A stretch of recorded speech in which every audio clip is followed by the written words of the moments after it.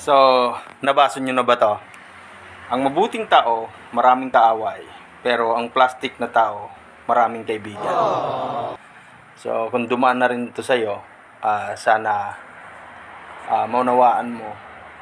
Kung inaaway man kita, or naging magkaaway tayo, huwag sasama yung loob mo. Gusto ko lang mapanatili yung pagiging mabuting tao ko. At ayoko maging plastic.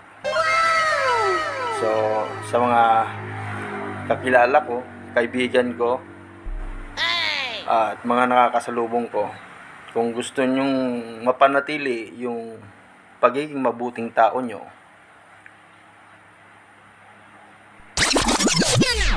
di mag-away-away na lang tayo.